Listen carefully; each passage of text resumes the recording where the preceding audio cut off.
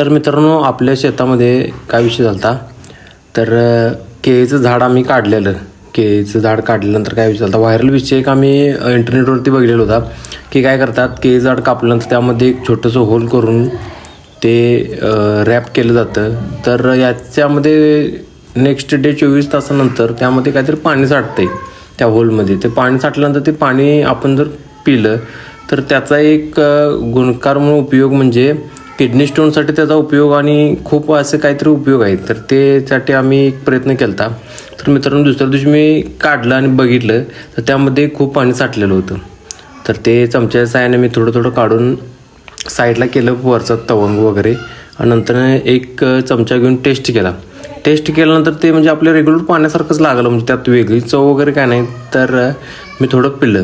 त्यानंतर थोडं मी ग्लासमध्ये काढलं आणि दाखवलं मी, तर कसं काय विषय आहे. तर म्हणजे टेस्ट वगैरे रेग्युलरच लागत्या, त्यात काय म्हणजे असं वेगळं काय नाही. तर हे उपयोग म्हणजे मी माझ्या मुलग्यालासुद्धा पाजलं. त्यानंतर म्हणजे कसं ते एक विषय बघितला की त्याला चव लागते का नाही. वेगळं चव असले तर त्याला तो लगेच सांगतो किंवा तो वगैरे पित नाही. तर याचा उपयोग किडनी स्टोनसाठी वगैरे केला जातो असं म्हणजे व्हिडिओ वगैरे मी बघितला होता. त्याचा एक छोटासा प्रयत्न केला. त्यानंतर मी त्यामधील एक ग्लास वगैरे पाणी काढून घेतलं आणि त्याचा एक टेस्ट वगैरे करूया असं विचार केला. त्यानंतर होतं तसं पहिल्यांदा झाकून ठेवलं ते. तर ते पाणी पिल्यानंतर आपल्याला थोडा फरक पडला असं वाटतोय, कारण माझ्या बॉडीमध्ये थोडं पेनिंग वगैरे चालू होतं. तर त्याचा टेस्ट वगैरे केला तर मला ते चांगलं लागलं. तर मित्रांनो, तुम्हीसुद्धा हे ट्राय करून बघा.